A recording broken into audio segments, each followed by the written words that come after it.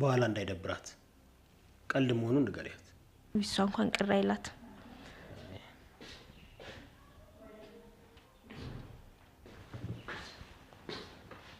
ዳጣ ምን ሆነሻል ዳጣ ምን ሆነሻል ለምንድን ነው የሆነሽውን ማትናገሪው የተፈጠረ ችግር አለ እንዴ ማለት መንገር ሰክታ ቆመችብኝ ምን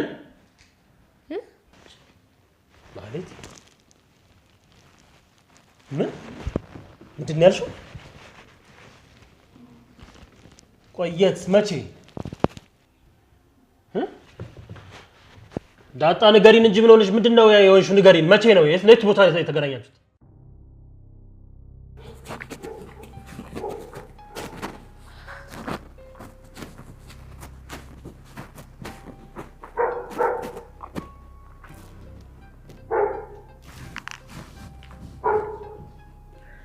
ካሌብ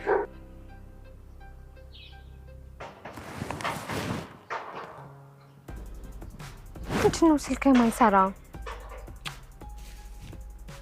ሰላም ካሌብ አንደኛው ሚሽናችን ተጠናቋል ለሁለተኛው ሚሽናችን ደግሞ ለመድብል ቀርብ የሆነ ሰው አግኝቻለሁ በ1.5 ሚሊዮን ብር ልትነግረኝ ተስማምታለች ያው ብሩ እንደበዛው ቃለው 50 ወይ 100 ሺህ ብር በቂ ነው ችግር የለውም እሷን አፏን ማዘጋት ግን ቀላል ነው ብቻ መጀመሪያ ቦታውን በደንብ ታሳየን ከዛ በኋላ ያለው ነገር ቀላል ነው ግፋ ቢል ወደ አረብ ሀገርም ቢሆን መሸኘት ነው ቮይስ ያደረኩልህ ስልክ ስለማይሰራ ነው ካሌብ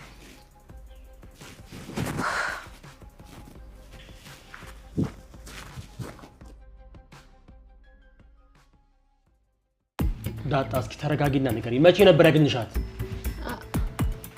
አሁን ወደዚህ ስመጣ ሰፈር ውስጥ ሲጣ ቆይ ምን አባቷሉ ነው የምትለው ምንድን ያለች ንገሪኝ እስቲ ምን አለች እፈልግሻለሁ እኔ ጋር የሚጠቅም ነገር አለ ምናምን አለች ደግሞ ምንድነው እሷ ጋር የሚጠቅም ነገር ያለው እባክሽ ምን እንዳለችሽ ረጋ ብለሽ አስረጅ መጀመሪያ አናቷን በድንጋይ ልፈነክታት ነበር እናት ነበር አናቷን ለሁለት ክፍል አታረጋት ነበር ከዛ ባንቺ ቦታ እኔ ሄጄ ለፖሊስ እጄን ስጥት አደርግ ነበር ቅድስት እባክሽ ለምን ረጋ ብለን ለምን እንደፈለገቻት አናረጋግጥም አለበለዚያ የተጋፈጠብን አደጋ ማወቅ አንችልም ዳጣ ቀጥይ እንዴ መድብል መጀመሪያ እኮ ማለት ነው አብሻቅጭ ስድብ አደረኳት ከዛ ለርቃት ሞከርኩ በቃ ልፈተኛለች ግን በቃ ይሆናላ በገንዘብ ልታባብለኝ ሞከረች አልፈተኛለች በቃ ሙጭጭ ስትልብኝ እኔ ደግሞ የሆነ አሰብ አደረኩና ምን እንደፈለገች ጠየቅኳት እና ምን እንደፈለገች አውቅሽ አዎ ነግረኛለች yes ጀግኒት እኮ ነሽ አንቺ አኮራሽኝ በእውነት yes ተልኳቸው ግማሽ በግማሽ አወቅን ማለት እቅዳቸው አከሸፍ ነው ማለት እኮ ዳጣዬ ደግሞ ያንቺ ስራ ነው በእውነት ሽልማት ይገባሻል yes ግን ምን ነበር የፈለገችው ትህትና መድብል እንደደበቀት ደምድሟል እሷ ያለችበትን ቦታ ፈልጌ ወይም ደግሞ አጣርቼ ከነገርኳቸው ወይም እዛ ቦታ ከወሰድኳቸው 1 ሚሊዮን ብር እንደሚሰጡኝ ነገረች እና አንቺ ተስማማሽ አይ አትስማማም ለምን አትስማማሽም ዳጣ እንድታምነኝ ብዬ ማለት ነው ተደራደርኳት ይኸውልሽ በቸገረኝ ጊዜ ቤተሰብ የሆኑኝ ሰዎች የተንከባከቡኝ ሰዎች ልከዳ ነው ከነሱ ጋር ልቆራረጥ ነው ስለዚህ ብሩ አይበቃም ጨመሪበት ብዬ በ1.5 ሚሊዮን ብር ተደራደርኳት ከዛ እሷም ተስማማች ግን መድብል የገባኝ ነገር ምን እንደታውቃላችሁ በማለት በኩል ይሄ ብር በቀላሉ እንደማይገኝ ገብቷል የሆነ ሌላ አካል አለ ብራቮ ጀግኒት በእውነት ሽልማት ይገባሻል አኮራሽ እሺ ከዚህ በኋላ ምንድነው እቅዳችሁ ከዚህ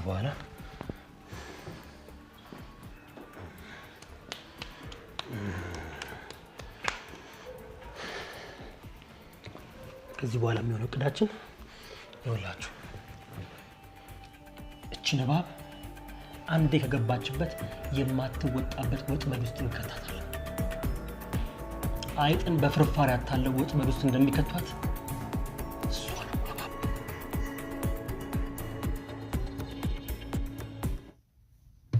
ከተሰጠኝ እድሜ ግማሹን የኖርኩት 4 ኪሎ ነው የተቀረውን ካሳንቺስ ነገር ግን የመላው ኢትዮጵያዊ ዕዳ እንዳለብኝ ሆኜ ተቀርሻለሁ። መቼም ተአምር ትንግርት ሳይመስል አይቀርም። እንዴት ኢትዮጵያን ያህል ሰፊ ሀገር የተሰጠው ሰው እንዲህ ሕይወቱን በቁራጭ መሬት ላይ ከትሮ ያሳልፋል? እንዴትስ ኢትዮጵያዊ ሆኖ በወገነ ብዙነት ተፈጠረ? ወደ አሻው አቅጣጫ አይፈስም? ትላንት ያደረበትን እንዴት ዛሬ ይደግማል? የዛሬው ቦታ ለነገው እንዴት አያሰለቸውም? ተቀባይ ብዙ ሆኖ ከተፈጠረ መስተንግዶን እየቀያየረ እንዴት ለወገኖቹ ሁሉ እንግድነቱን አያዳርስም? እንዴት ቋንቋውን አይለዋውጥም? እንዴትስ በአንድ ቀዳዳ ውስጥ መኮራመት አይሳነውም? በምንስ ራሱን የአንድ አጥንት ሐረግ አድርጎ ማስቀጠል ይቻለዋል? በብዙ ምርጫ የመንፈግ ሕይወት እንዴት አይታክትም? ወደ ወገኖቼ የሚያደርሰኝ መጓጓዣ አንድ አቅጣጫ የያዘ ነጠላ መሆኑ እንደምን አይቆጠርም? ኢትዮጵያዊነት ከቋንቋ በላይ፣ ከልምድ በላይ፣ ከቦታ በላይ፣ ከዘር ሐረግ በላይ፣ ጡት ከመጣባት በላይ፣ ከጉድፍቻነት በላይ፣ ከቆዳ ቀለም በላይ፣ ከጋብቻ በላይ መስጠት አይደለምን? ሁሉም ሲፈቀድልኝ እንዴት ቁራጭ ለማንሳት ዳዳሁ? ከሰፊው ጠባቡን ስለምን መረጥኩ? አቅጣጫ መጠቆሚያ የኔ መጠቀሚያ እንዴት ሊሆን ይችላል? ካላመንክ የራስህ ጉዳይ አልልህም። የኔን ሕይወት እንድታይ ግድልሃለሁ። ኢትዮጵያ መጣችብኝ እንጂ አልሄድኩባትም። ፈለገችኝ እንጂ አልፈለግኳትም። እኔን ሆነች እንጂ እሷን ለመሆን አልጣርኩም። ኢትዮጵያዊ ለመሆን ውዴታ የለም ግዴታ እንጂ። ከ4 ኪሎ አልወጣሁም፣ ከካሳንቺስ አላለፍኩም። ግን ኢትዮጵያዊነት ከቦታነት አልፎ እኔን ለመሆን ወደ አጥንትነት፣ ወደ ደምነት፣ ወደ አእምሮነት፣ ወደ እጅና እግርነት ተለወጠ። እንዴት ካልክ እንዲህ እልሃለሁ። አዲስ አበባ ደረቅ ደሴት ናት። ደረቅ ወደብ ይባል የለ? ዙሪያዋን አልጌ የለበሰ የሜዳ ባህር አለ፣ ገልጣጣ ገጣጣ። የሱሉልታ ሜዳ፣ የለገዳዲ ሜዳ፣ የገፈርሳ ሜዳ፣ የጫጫ ሜዳ። ከሜዳዎቹ ወዲህ የከተማዋ ድንበር ተራሮቿ ናቸው። የወጨጫ ተራራ፣ የየረር ተራራ፣ የእንጦጦ ተራራ፣ የየካ ተራራ፣ የአይነ ምሳ ተራራ፣ የቁስቋም ተራራ። አብዛኛው አዲስ አበባ እነዚህ ተራሮች ከበስተጀርባቸው የያዙትን አዘወትሮ በአካል አይጎበኝም። የመላው አዲስ አበባ ኑሮ ከመኖሪያ ቤት ወደ መስሪያ ቤት የተዘረጋ ቀላል የባቡር ሐዲድ ነው። ውልፍት የለም። ያደለው አዲስ አበባ በወርም በሁለት ወርም አንዴ የከተማዋን ጀርባ ወደሚያኩ መዝናኛዎች ይሄዳል። ሱሉልታ፣ ሜታ፣ ዱከም፣ ቡራዩ ስጋና ጠጅ ላይ በመዝመት የሆድ ግዳይ ይጥላል። ተወልጄ ያደግኩት አዲስ አበባ አይደል? እንደ አብዛኛው አዲስ አበባ እግሬ እንጂ ህልሜ አልታሰረም። ምናቤ ነጻ ተጓዥ ነው። በራሪ ህልም አለኝ። በመንፈስ ክንፍ የክልል ቀርቶ የሀገር ድንበር አያነቅፈኝም። ወገንተኝነት አይዘኝም። ብሔርተኝነት አይገድበኝም። የፍቅር እጄ በየአቅጣጫው እንደ ጨረር ይበተናል። ያገኘሁት ወገኑ ነው።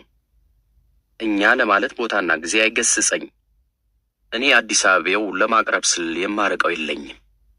ምን ላድርግ? የተወለድኩት ከአንድ እናትና አባት ይሁን እንጂ ያደግኩት በብዙዎች ነው። ወላጅ እናት ለንዴቷ ስትጨክን የምትመክር ሌላ እናት ከጎረቤት አለች። ያቺ የጉርብትና እናት ከትግራይ፣ ከኦሮሚያ፣ ከአማራ፣ ከሐረሪ መሆኗ ልብ አይባልም። ወላጅ እናት በእልህ የነፈገችው እህል ከጉርብትና እናት ይገኛል። ማን መርጦ ይወለዳል? እንዲያ ነው። አባት ሲያመር ጸባዩ ሲገርር የሚመክር ሌላ የጉርብትና አባት ይነሳል። እኔን ግደል ብሎ በጉርብትና ልጅ ገመድ ይገባል። ልጅ ከወላጅ የሚፈራውን የተጎራባች አባትን ይጠይቃል። እስክርቢቶ ገንፍሎብኝ አባዬ ከሰማ ይገለኛል ይባላል። እንዲህ ነው ያደግኩት። ተጎራባች አባት ከየት? ከሲዳማ፣ ከኩናማ፣ ከድሬ፣ ከቡሬ፣ ከኤርትራ፣ ከጎርጎራ፣ ከጎንደር፣ ከሐረር። ምን ለውጥ ሊፈጥር? እኔ አዲስ አበባው ያደግኩት በደቦ ነው። የሴቶች ቀሚስ ተጋርዶ ከአንዱ ቤት ወደ ሌላ ቤት የተመላለሰው እንጀራ ሕያውን መረብ ሰርቶ ሕይወቴ ለዝንተ ዓለሙ አጥምዶታል። የበላሁት የብዙ ብሔሮችን ወዝ ነው። ከተማዬ እንጂ ሕይወቴ በሚለያይ ተራራ አልተከበበም። ከተማዬ እንጂ ኑሮ የደረቅ ደሴት አይደለም። 1 ኪሎ በርበሬ በቅመሱ ስም ስንት ደጃፍ ታንኳኳለች። ሽሮዋስ ለስንት ጎጆ ትሞሸራለች። እትብቴ አንድ ጉድጓድ አጥቷል። በየቦታው ተዘርቷል። ኢትዮጵያዊ ባለበት ሁሉ እዚያ ትብቴ የተቀበረበት ይሆናል። ወገንተኝነት የተቀይጧል። አንዱን ጥሎ ሌላውን አንጠልጥሎ መሆን አይሆንልኝም። የአባቴ ትውልድ አገር፣ የእናቴ ትውልድ አገር በተጎራባች ወላጆቼ ሲሳከር ምን ይፈጠር? ራሴን ልፈትሽ፣ ልቤን ልበርብር። እኛ መንደር የሚኖር ጅግሶ በዳሶ የሚባል ሰው ነበር። ኮፍያው ላይ ጅግሶ በዳሶ ተዘዋዋሪ ኦርኬስትራ የሚል አጽፏል። 3 ከበሮች አቆራኝቶ በማማሲያ መሰል ዱላ ይደበድባል። የዕለት ጉርሱን ከዚያ የከበሮ ትርኢት ያገኛል። ሲሰክር ወላጆቻችን አምጡት ይሉናል። ከጠጅ ቤት ከነ ከበሮ ወረን እናመጣዋለን። ጠዋት አረፋፍዶ ሲነሳ አዘውትሮ አንድ ጥያቄ ያቀርብልናል። ማነው ትንሽ ልጅ ቁርስ ያልበላ? እኔ ይላሉ ያልበሉ። በእድሜ ከትናንሾቹ ጀምሮ ያለው እስኪያልቅ ሳንቲም ያድላል። ማን ቢሆንም ባለ ልጅ አልሆነም። አንድ ሰሞን ሸገር ካፌ ፕሮግራም ላይ ስለ ጅግሶ በዳሶ አንዳንድ ነገር ሰማሁ።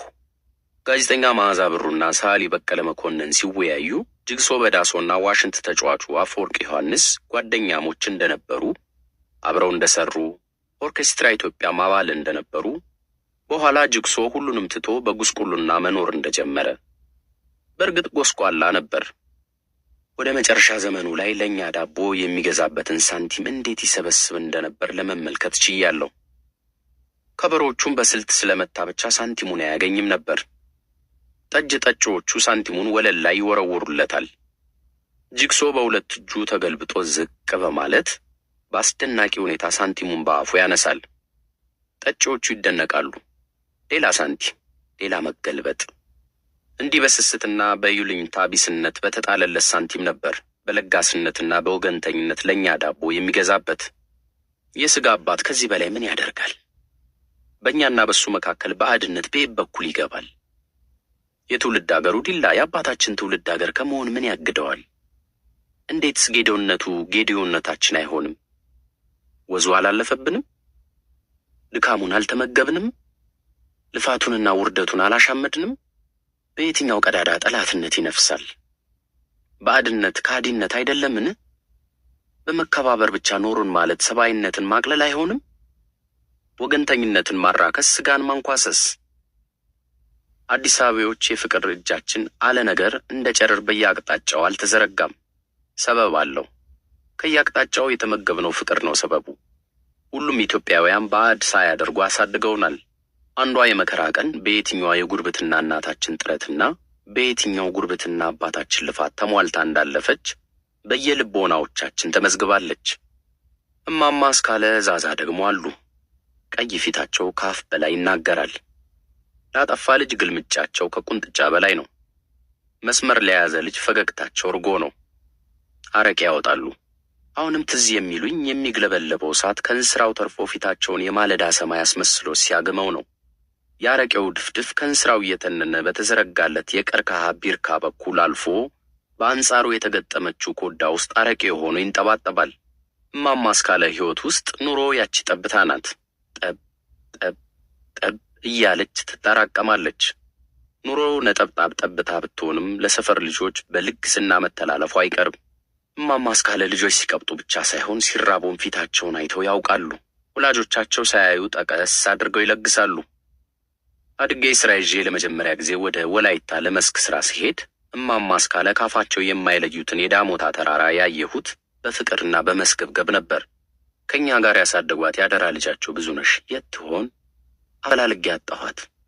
ገና ከወላይታ እንደመጣች ሰሞን በናፍቆት ወንድሞቿን ታነሳሳ እንደነበር ትዝ ይለኛል። በዜማ ጮቤ እየረገጠች ሙንጣዜ ላባ ያሲኔ ላባ ትላለች። ሙንጣዜና ያሲኔና ማለት ነው አሉ። የቆየችውን ቆይታ ከኛ ጋር ለምዳ ወደ ወላይታ የተመለሰች ሰሞን አለማየሁ ላባ አላለች ይሆን? ብዙነሽ ያስካለን የፍቅር ማህፀን የተጋራን እህት ያልነበረችም? ከአንድ ኢትዮጵያ አብራክ የተገኘን ወደ እርሷ እንዳልሄድ የሚያቀበኝ የብሔር ቅጥብ የቱ ነው? ልጆቿ አጎቴ እንዳይሉኝ ምን ይከለክለኛል? ጠብታ ኑሮን ከኮዳ ባነሰች ቋት ተጠራቅማ ከመጋራት በላይ ምን የአንድነት ምንጭ አለ? ወደ ሌላው ተጎራባች እናት ልተላለፍ። እትዬ ግዴ ደግሞ አሉ። የሰፈር ልጆችን ወላጆቻቸው ባወጡላቸው ስም አይጠሩም። የራሳቸው አላቸው። ክብሮም፣ ሐለፎም፣ አባዲ፣ ኪሮስ ና ይላሉ። እኔ ሐለፎም ነው ስሜ። ቆይቶ ሐለፎም የሚባል የሥራ ባልደረባ አጋጠመኝ። ልቤ ሞክሼ ይለው ነበር። ስምን ተንተርሶ የሚፈጠር ድንበር እኔ ዘንድ አልነበረም። ከዚህ በላይ ጸጋ ምን አለ? ይህን ያህል ክብረት የት? ኡፍ! መሰልቸት ሳይሆን ህመም አለበት። የአዲስ አበባ ድንበር ላይን እንጂ ለምናብ ተራራ የለውም። በሁሉም አቅጣጫ እንዲያ ወዲያ ወዲያ ወዲያ ወገን ዘመድ ስጋ አለ። እትብቴ የተቀበረው የተወለድኩበት ቤት ጓሮ አይደለም። ሁሉም ቦታ ተሰራጭቷል።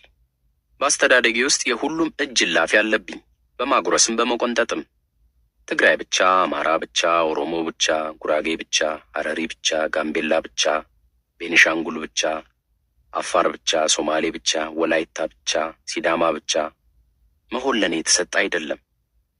ትግራይነትም ብቻ፣ አማራነትም ብቻ፣ ኦሮሞነትም ብቻ፣ አፋርነትም ብቻ፣ ወላይታነትም ብቻ በሚያስቡ መገዛት ለኔ ማነስ ነው። ማነስ ብቻ ሳይሆን ውርደት ነው። እንዴት ሁሉን ጥቂት ይበልጠዋል? እንዴት ባህርን ወንዝ ይውጠዋል? በቀዬ ውስጥ አገር እንዴት ያድራል? ብዙ በጥቂት ይታሰራል። ሌጣውን የመጣ ብሔረሰብ ተፈጥሮዬን ይቃረናል። አጥንቴን ያወድማል። ደሜን ይበክላል። የከፋፋዮች ጸጋ ቀርቶብኝ የብሔርተኛው እሳት ቢበላኝ እመርጣለሁ። ይሄ ምርጫ የኔ ብቻ አይደለም። የአብዛኛው ኢትዮጵያዊ ፍላጎት የጎሰኝነት ተቃራኒ ነው። ለዚህ ልከኛ ምሳሌ ሰሞኑን ሆኖ የተመለከትነው ሁነት ነው። መለያየትን ያጦዙ ባለስልጣኖች በህዝቡ ግብረ መልስ ሲደናገጡ ከመካከላቸው ወደፊት ያስቀደሟቸው ስለ ብሔራዊ አንድነት የተሻለ መናገር የቻሉትን ነው። የኦሮሚያ ብሔራዊ ክልላዊ መንግስት ፕሬዝዳንት አቶ ለማ መገርሳ ያደረጉት አንድነት ጠቀስ ንግግር ሀገር አቀፉን ውጥረት በመጠኑም ቢሆን ያረገበው ህዝቡ ውስጥ የነበረው ብሔራዊ ስሜት ለመቀስቀስ በመቻሉ ነው። መለያየትን በወናፍ ሲያፋፍሙ ከነበሩ ባለስልጣኖች መካከል እንዲህ የሚል ሲገኝ መደናገር መፍጠሩ ምውን ነው። የኦሮሞ ህዝብ ብቻውን የትም ያህል ሊጓዝ አይችልም። ስለ ኦሮሞ አንድነት ስንል እዚህ ክልል ውስጥ ስላለው አንድነት ብቻ ማለታችን አይደለም። ይህ ህዝብ አብሮት ከሚኖረው ከሌላው ህዝብ ጋር ያለውን አንድነትና በጥቅሉም ለሀገር አንድነት ማለታችን ነው። የኦሮሚያ ክልል የራሳችንን ክልል ብቻ ሳይሆን የዚህች ሀገር አንድነት ችግርን ለመፍታት ተግቶ እየሰራ ነው። ይሄ የአንድነት ንግግር ወደ አስተውሎት የሚመለሰው ህዝብ ብሔራዊ መሰረቱ ጠንካራ እንደሆነ ይጠቁማል። ኢትዮጵያ እንደ መንቶችና ተንጋላ መሞቷ ነው። በየትኛው ጎኗ? ወደ የትኛው አቅጣጫ? ለየትኛው ልጇ? ባለንበት ተስፋ መቁረጥ ውስጥ መፍትሄው የአንድነት መልካም ንግግር መሆኑ ለገዢዎቻችን ያመላከታቸው አንዳች እውነት ያለ ይመስላል። ያዳቆናቸው ርኩሰት ካላቀሰስኳቸው ካለ ደግሞ መጨረሻውን ከወዲሁ መተንበያ አያዳግትም። መለያየት ሞት ነው እያልኩ ነው። ለተለያየው ብቻ ሳይሆን ለለያየውም የሚተርፍ ሞት።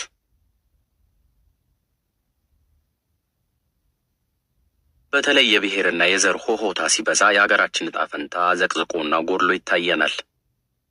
ዋስትና እናጣለን። በሰላም ያዋልከን በሰላም አሳድረን ያልነው አምላክ ተዘናግቶ ለጎሰኞች ሴራ ሀገራችንን ይዳርጋት ይሆን?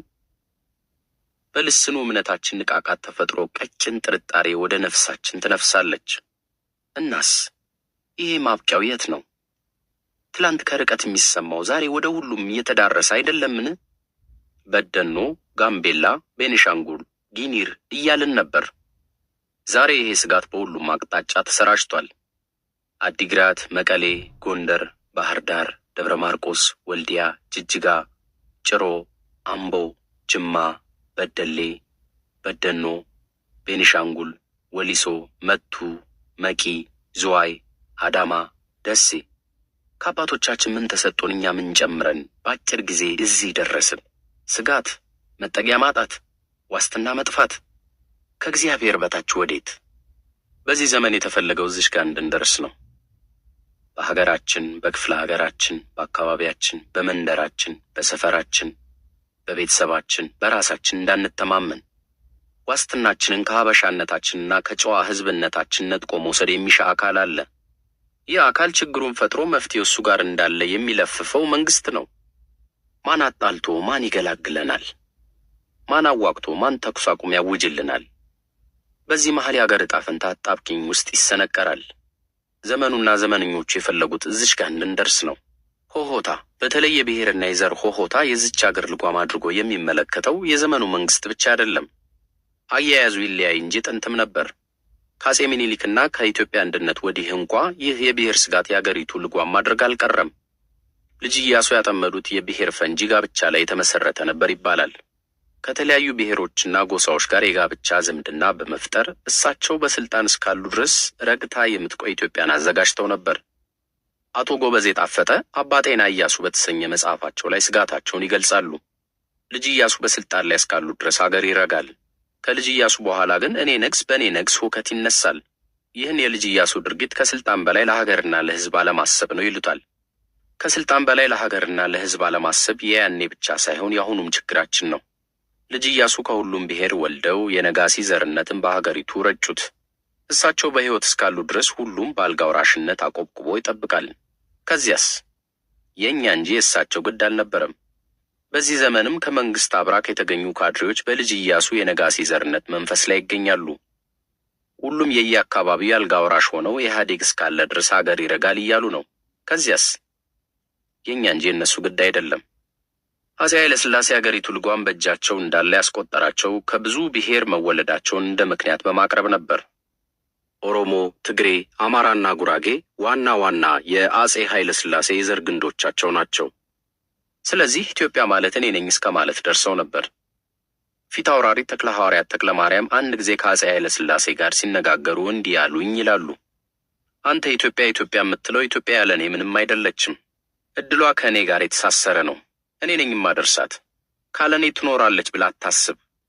ፊት አውራሪ ተክለ ሐዋርያት እንደዚህ በድፍረት ሲናገሩ በጣም ተገረምኩና ተበሳጨሁ ይላሉ።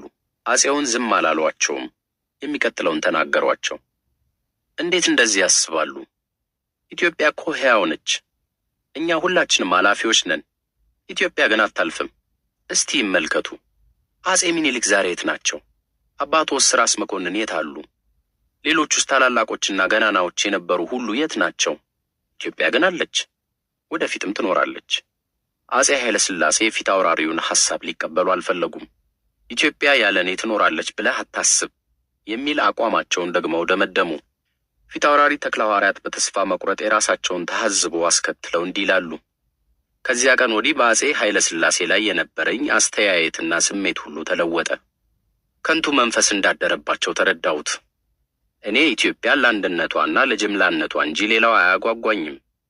ንጉሶችና ባለጊዜዎች ከጥፋት የሚደርሱት በከንቱ ውዳሴና በከንቱ ትምክህት ነው። ፍጡሮች መሆናቸውን ይረሱትና ሁሉን ማድረግ የሚችሉ ሁሉም ለእነርሱ ደስታና ክብር የተፈጠረ ይመስላቸዋል። በዙሪያቸው የሚከቧቸው ጥቅም ፈላጊዎች ሁሉ ይህንኑ እያስመሰሉ እንዲያምኑበት ያደርጓቸዋል። ታዲያ ከሕግ በላይ መሆን ከፍጡር በላይ መሆን ያምራቸውና በዘፈቀደ እንስራ ይላሉ። የሚከራከሯቸውንና የማያደንቋቸውን እንደ ጠላት ያዩዋቸዋል፣ ያጠቋቸዋልም። ፊት አውራሪ ተክለ ሐዋርያት የተብከነከኑትና የተቹት እኛን ሆነው ነው። ትችቱም ሆነ መብከንከኑ የዚህም ዘመን ነው። በሽታውም የተዋረድ ይሄ መንግስት እዚህ መታበይ ላይ ደርሷል። ኢትዮጵያ ያለ እኔ ትኖራለች ብላችሁ አታስቡ የሚል አቋም ላይ ደርሷል። ይህች አገር እብድ መሪ ጣፈንቷ ይመስላል። ጨርቁን በጣለ የስልጣን ፍላጎት አገር ገደል እስኪገባ መጋለብ የወደ ላይ ቤት በሽታ ሆኖ እስካሁን ዘልቋል። በወኪል ግልቢያ የስልጣን ርካብ የረገጠ የመሰለው ኢሳያስ አፈወርቂ እንኳን የብሔርና የዘር ሆሆታችንን እንደ ኒውክሌር እያብላላ መሆኑን ተናግሮ ነበር። ኒውክሌሩን ከተኮሰው ለ100 ዓመት ራዲዮ አክቲቭ ከሀገራችን የማይጠፋ የቤት ስራ እንደሚሆንብን አውጆ ነበር። እንኳን ከተዛተ ከተሰነዘረም ተጠብቀን ይኸዋለን። በተለይ የብሔርተኞችና የዘረኞች መነቃቃት ሲበዛ የሀገራችን ዕጣ ፈንታ ዘንብሎና ጎድሎ ቢታየን አያስገርምም። ዋስትና ብናጣም አያስደንቅም። በልስኑ እምነታችን ላይ ንቃቃት ተፈጥሮ ቀጭን ጥርጣሬ ወደ ነፍሳችን መንፈሱም እንደ ተአምር አይቆጠርም። ዋናው ጉዳይ በዚህ ዘመን እዚህ ሁኔታና ስሜት ላይ እንድንደርስ በጥብቅ እንደተፈለገ ማወቁ ላይ ነው። ዋናው ጉዳይ በብሔራዊ ስሜታችን፣ በአንድነታችን፣ በታሪካችን፣ በፈጣሪያችን፣ በተጋድሏችን እንድንተማመን በጥብቅ እንደተፈለገ ማወቅ ላይ ነው። ከዚያ ውጪ እብድ ገዢ ቅዝምዝም ነው። ካጎነበሱ ያልፋል፣ ከመከቱት ይታጠፋል። ቀሪው ህዝብና ሀገር ብቻ ነው። ኢትዮጵያ ያለ እኔ ትኖራለች ብላችሁ አታስቡ የሚል ጨርቁን የጣለ ገዢ በፊትም ነበር፣ አሁንም አለ፣ በኋላም ይመጣል። በፊትም እንዳልነው አሁንም እንደምንለው በኋላም እንደምንደግመው በፊት አውራሪ ተክለ ሐዋርያት አንደበት ይታወቅ። እንዴት እንደዚህ ታስባላችሁ?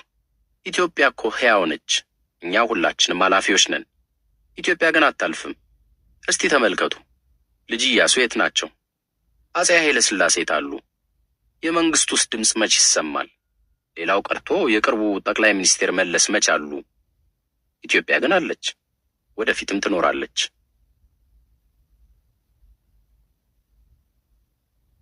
ይድረስ ወገን ከኛው ለኛ አበቅቴ ውሉን አልሳተም ጽዋህን ተቀበለኛ። ይድረስ ለክቡር ወገኔ ምን ነው ጥላችን ቀለለ። እማማ ኢትዮጵያችን ለምን እያደር እየዋለ ማህፀኗ ከጎዶሎ በቀር ሙሉ ሰው አልወልድም አለ።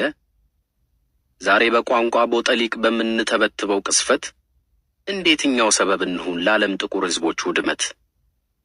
መቼም የሰው ትንሽ ዘር እንደ ሂትለር አሳር መፍጠር፣ ህዝብ መሃል አጥር ማጠር፣ የጎሳ ገደል መቆፈር። ሎሬት ጸጋዬ ገብረመድኅን ከይድረስ ለኛ የተቀነጨበ። ጸጋዬ ያኔ በ1989 ዓ.ም በመንታ ህመም ተይዞ ነበር። የአካልና የመንፈስ። የአካል ህመሙ ከኩላሊቱ ጋር የተያያዘ ነበር። የመንፈስ ትዝታዜው ደግሞ ከሀገሩና ከህዝቡ ጣፈንታ ጋር የተቆራኘ። የአካል ደዌው በሞት ምላሽ አገኘ። የመንፈሱስ? ሞት የማይረታው መንፈሱ ዛሬም ባልጋ ቁራኛ እንደተያያዘ ይሆን? ከዚህ ውጭ ምን አማራጭ አለ? ህዝብ መሃል አጥር ማጠር ሆነ የጎሳ ገደል መቆፈር ዘንድሮም አልቆመ። ታዲያ መንፈስም ማናሳርፍ ትውልድ ሆነን ልንቀር እስከ መቼ? ከሀገርና ከህዝብ ጣፈንታ አንጻር ተስፋ አስቆራጭ ሁኔታ ውስጥ ያለን ይመስላል። ጎሳን አንጠልጥሎ ሌላውን ጥሎ በእውር ድንበር መጓዝ በዚህ ዘመን ውጤት እያመጣ መሆኑ ታይቷል። የጋራ አጥር ተነቃቅሎ ደጃፉ ከደጃፉ ተገንጥሎ ሁሉም የየበራፉ ፎካሪና አማራሪ ሆኗል። ያሳዝናል። ፉከራው ለማን? ማማረሩ በማን? ይህንን ነው ጸጋዬ እንዲህ ያለው። በእውራን አመራር ክፋት ዓለምን ያጥለቀለቃት፣ ከውሃና ከሳት ጥፋት የከፋው የቋንቋ መዓት። ጠባብነት ብሎ ነገር ይኸው በልሳነ መሰሪ፣ አማሃይቶ ማጠሪ፣ ሁሉ ቂም በቀል ዘሪ፣ ሁሉ አጽምት ቆፋሪ። መቻቻልን ካልተማር ነው በቋንቋ ሰበብ ተፋሽተን አጽም መልቀም ምን ዋጋ አለው? እዚያም እዚህም የሚያስፎክረው ሰበቡ ቋንቋ ነው። ዘሩማ አንድ የተቀላቀለ ነው። ልለይህ ቢሉት የሚያዳግት፣ ላጥራህ ቢሉት የሚጎሽ ነው። ሌላው ገጣሚ ሰለሞን ደሬሳ ነፍሱን ይማረውና የመሰከረው ይሄንኑ ነው። እንዲህ አለ። ኢትዮጵያ ውስጥ ተቀምጦ እኔ ትግራይ ሰው ነኝ፣ እኔ አማራ ነኝ ብሎ አፍ ሞልቶ መናገሩም አለማወቅ ይመስለኛል። በሴት አያቶቻችን በራፍ ላይ ማን እንዳለፈ ስንቶቻችንን የምናውቀው? የኔን ጥሩ ኦሮሞነት እግዚአብሔርና የሴት አያቶቼ ብቻ ናቸው የሚያውቁት። የሁሉንም እንዲሁ። ጦር ባለፈ ቁጥር በመዋለድ በንግድ በመገናኘት ተቸግሮ ከሀገር ወጥቶ ሌላ ቦታ በመኖር ይቀላቀላል። እንኳን እኛ 3000 ዘመናት አብረን ቆጥረናል የምንለው ኢትዮጵያውያን ቀርቶ 300 ዓመት ያልሞላቸው አሜሪካውያን እንኳን ተቀላቅለን ጨርሰናል እያሉ ነው። እንደ አውሮፓውያን አቆጣጠር በ2007 ዓ.ም የተካሄደ አንድ ጥናት እጄ ገባ። ጥናቱን ያካሄዱት በፍሎሪዳ አትላንቲስ ዩኒቨርሲቲ መምህር የሆኑት ፕሮፌሰር ፒተር ፋይን ናቸው። ፕሮፌሰር ፋይን ተማሪዎቻቸው አንድ ጥናት እንዲያደርጉ አዘዙ። የታዘዘው ጥናት ተማሪዎቹ በራሳቸው ላይ የሚያካሂዱት ነበር። በቅድሚያ ከየትኛው ዘር እንደመጡ ግምታቸውን ይሰጣሉ። ቀጥሎ በዘረመል ምርመራ ወይም ዲኤንኤ ያረጋግጣሉ። 12 ተማሪዎች ራሳቸውን የአውሮፓ ስረ መሰረት ያላቸው ነጮች እንደሆኑ ተናገሩ። አንዱ ጥቁር አፍሪካዊ ነኝ አለ። የዘረመል ምርመራ ውጤቱ ሲመጣ ከ12ቱ ተማሪዎች አንዱ ብቻ ሙሉ በሙሉ አውሮፓዊ ዝርያ እንዳለው ተረጋገጠ። 11 ግን የአውሮፓ፣ የአፍሪካ፣ የአሜሪካ ነባር ተወላጆችና የምስራቅ እስያ ጂን ቅልቅል ሆነው ተገኙ። ጥቁር አፍሪካዊ እንደሆነ የተናገረው ተማሪ 21 ከመቶ የአውሮፓ ቅልቅል ዝርያ እንዳለው ተነገረው። ፕሮፌሰር ፋይን ራሳቸው ነጭ አውሮፓዊ ነኝ ብለው ነበር። በምርመራው 25 ከመቶ የነባር አሜሪካውያን ወይም ሬድ ኢንዲያን ቅልቅል ዝርያ እንዳላቸው አረጋገጡ። ፕሮፌሰሩ ከጥናቱ መጠናቀቅ በኋላ ለዩኬ ኦብዘርቨር ጋዜጣ በሰጡት መግለጫ እንዲህ አሉ። አሜሪካኖች ራሳቸውን እንደተቀላቀለ ህዝብ ቢቀበሉ ብዙ ነገሮች ሊቀይሩ ይችላሉ። እኛስ ራሳችንን እንደተቀላቀለ ህዝብ ብንቀበል ብዙ ነገሮች ሊቀየሩ አይችሉ ይሆን? ደግሞስ እንደተቀላቀለ ህዝብ ራሳችንን ለመቀበል የሚያስችል ታሪካዊ መረጃ አይኖረን ይሆን? ለዚህ አጼ ኃይለ ሥላሴ ማንሳት ብቻ በቂ ይሆናል። አጼው በአባታቸው የኦሮሞ የአማራና የትግሬ ዝርያ እንዳለባቸው ሲነገር በእናታቸው በኩል ደግሞ ጉራጌና ወለዬ ናቸው። ከዚህ አልፎ በአባታቸው ሩሲያዊነትና አረብነት እንዳለ በሰፊው ይወራል። ይህም በተመለከተ የ20ኛው ክፍለ ዘመን ኢትዮጵያ ላይ እንዲህ የሚል ሰፍሯል። የአያታቸውን ውልደት ከየትኛው ጎሳ እንደነበር አጼ ኃይለ ሥላሴ ባለመግለጻቸው አንዱ ኦሮሞ ናቸው፣ ሌላው ትግሬ ናቸው ሲል፣ የተቀረው ደግሞ አማራ ናቸው በማለት የተዘበራረቀ ገለጻ አቅርቦበታል። ጃንሆይም ይህን ሁኔታ በስልጣን ዘመናቸው አንዴ ትግሬ ሌላ ጊዜ ደግሞ ኦሮሞ ነኝ እያሉ እንዳመቻቸው ተጠቅመውበታል። ሰለሞን ደሬሳ በሴት አያቶቻችን በራፍ ላይ ማን እንዳለፈ ስንቶቻችንን የምናውቀው ሲል ሕሊናችንን የሞገተው ይህንን በመመልከት ይመስላል። ታላላቆቹ ገዢዎችና መኳንንቶች እድሉና አቅሙ ስለነበራቸው ለአገዛዙም ግድ ስለሚላቸው ዘራቸውን የሚያትት ዜና መዋዕል አጻፉ። ይሄ እድልና አቅሙ የተነፈግን ብዙሃን በየትኛው የዘር ጥናት ተመስርተን በንጹህ ኦሮሞነት ባልተነካካ አማራነትና በአንጡራ ትግሬነት እንኩራራለን? ቋንቋ ከመውረስ ውጪ ማረጋገጫችንስ ምን ይሆን? በግድም በውድም አንዱ ወደ ሌላው ሲዘልቅ አልኖረምን? እዚህ መዘላለቅ ውስጥ እንዴት ያለ የዘር እርግጠኛነት ይኖራል? ፕሮፌሰር ጌታቸው ኃይሌ የአባ ባህሪ ድርሰቶች የተሰኘ መጽሐፋቸው ውስጥ አጥብቀው የሚሞግቱት ይህንኑን ነው። የማይገናኙና የማይጣጣሙ የሚመስሉ ብሔሮች ውስጥ ውስጡን በባህልም በዘርም መደበላለቃቸውን ይነግሩናል።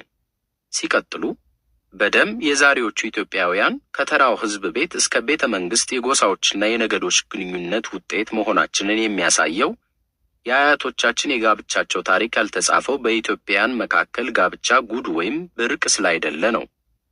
የየጎሳው ልጆች ያስመሰለን ታሪካዊ አጋጣሚና በቦታ መወሰን ምክንያት ግማሾቻችን የአንዱን ነገድ ቋንቋ፣ ግማሾቻችን ደግሞ የሌላውን ነገድ ቋንቋ ስለምንናገር ነው። ለምሳሌ ደንቢያን ወይም ጎንደርና ጎጃምን የወሰዱ የኦሮሞ ልጆች ቋንቋ አማርኛ ሆኗል፣ አማራ መስለዋል። የአርሲ ሕዝብ ከግማሽ በላይ የሃዲያ ትውልድ ሆኖ ሳለ ቋንቋ ኦሮምኛ ሆኗል፣ ኦሮሞ መስሏል። ይሄ መስሎ መገኘት ለጠላት መግቢያ ትልቅ ቀዳዳ ሆኖ እነሆ ሊያተራምሰን ይመላለስበታል። እነሆ ታሪክ ቆንጣሪና ቃላት ሰንጣሪ የገባበት የዘንድሮ የዘረኝነት ቱማታ ኢትዮጵያዊነትን የመዋለ ሕፃናት ጠባይ ሰጥቶት ተስተውሏል። ውጤቱ አጽም መልቀም ሆኖ ሳለ ከቆርኪ መልቀም እኩል መቅለሉ የዘረኝነት ተከታቢዎችን ጮርቃነት የሚያሳብቅ ነው።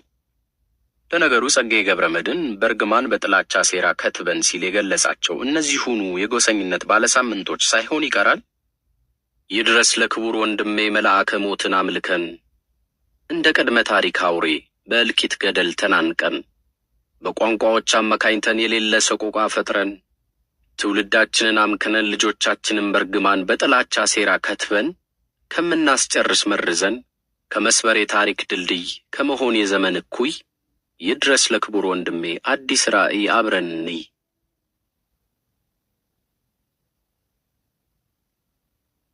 ስፖርት ለጦርነት። ልጅ ኢያሱ በቁመቷም በደረቷም በተወሰነችው ድንክ የንግስና ዘመናቸው ላይ ብዙ አይነት ጠባይ እንዳስቆጠሩ ይነገራል። ከዚህ ጠባያቸው አንዱ አጠገባቸው የተገኙ መኳንንቶችን በነገር እየነካኩና እያፎካከሩ አንዳንዴ በጀብዱ ያከራክራሉ፣ ሌላ ጊዜ በአካል ያታግላሉ። ስለዚህ ጉዳይ ፊታውራሪ ተክለ ሐዋርያት ተክለ ማርያም ኦቶባዮግራፊ የህይወት ታሪክ የተሰኘ መጽሐፋቸው ላይ እንዲህ ይላሉ። ታዲያ ልጅ ኢያሱ ቀኛዝማች ወልደ አማኑኤልና ቀኛዝማች ፋሪስን አታገሏቸው። ቀኛዝማች ወልደ አማኑኤል በንቀት አስተያየት እያየ ተጋጠመ። ቀኛዝማች ወልደ አማኑኤል በራስ መኮንን ቤት በጉልበታምነቱ የታወቀ ነው። ቀኛዝማች ፋሪስ ጣለ። ልጅ ኢያሱ እያጨበጨቡ ደስታቸውን ገለጡ። እኛ ግን አፈርን። በልባችን ውስጥ የሚታገሉት ወልደ አማኑኤልና ፋሪስ አይደሉም፣ ሸዋና ወሎ፣ ክርስቲያንና እስላም ናቸው። ቀኛዝማች ወልደ አማኑኤል ተገረመና እንደገና ታገሉ። ቀኛዝማች ወልደ አማኑኤል ጣለ። ይሄ ታሪክ የመንደር ውሪ ጠባይ በመሰለ አስተዳደር ውስጥ አገራችን አልፋ ኖሯል ያሰኛል። መኳንንቶቻችንን ትችለዋለህ እያለ የሚያፏክር መሪ፣ ይዋጣላችሁ እያለ የሚያታግል ገዢ፣ ከሁሉም የከፋውና አደገኛው ደግሞ የጸሐፊው የፊት አውራሪ ተክለ ሐዋርያት ተክለ ማርያም ትርጉም ነው። ወልደ አማኑኤልና ፋሪስ ለታገሉ አካባቢያዊነት ጋር ምን ወሰዳቸው? ሃይማኖት ጋር ምን አንጠለጠላቸው? ወልደ አማኑኤል ሸዋን፣ ፋሪስ ወሎን ወክለናል አሉ። ያልተባለ በልብ አስቦ ማፈርን ምን አመጣው? እንደዚህ ዘመን በመላ ኢትዮጵያ ጨዋታዎች ስም ወሎና ሸዋ በግልጽ ግለሰብ ወክለው ሲታገሉ ቢያዩ ፊት አውራሪ ምን ሊጽፉ ኖሯል? እንዴት ሊያፍሩስ ነበር? የዘመን ጠባይ ዞሮ መጥቷል። በዚህ ዘመንም በመንደሩ ጠባይ በትችለዋለህና በይዋጣላችሁ አግባብ በብሔር ተቧድነን ትግል እየገጠምን ነው። ሁሉም ብሔር ሆነ ብሔረሰብ እኔና እነሱን የሚያጎለብትበት ዓመታዊ በዓሎች ታርቲመኛ እንዲሆን በልጅ ኢያሱ መንፈስ ተገዷል። ፉክክሩ ስፖርትን አማካኝ ያደረገ መሆኑ እርግጥ ነው። ስፖርት ለጤንነት ለወዳጅነትና ለሰላም የሚበጀው ስፖርቱን ማዕከል አድርገው በተቧደኑ ክለቦች መካከል ሲካሄድ እንጂ ብሔርን መሰረት ሲያደርግ አይደለም። ብሔርን መሰረት ያደረገ ስፖርት ትርፉ የመለያየት ሰርጥን ማስፋትና እኔነትን ማጎልበት መሆኑን ይሄው እያየን ነው። እንደ ፊት አውራሪ ተክለ ሐዋርያት ያልተባለም በልብ አስቦ ማፈር አይደለም፣ በገሃድ እየታየ ነው። መቀሌዎች የአዲግራቶችን ንብረት ያወደሙት አጋመ ይውጣ ያሉት በስፖርት ነው። ባህር ዳሮች መቀሌ ላይ የተደበደቡት በስፖርት ሰበብ ነው።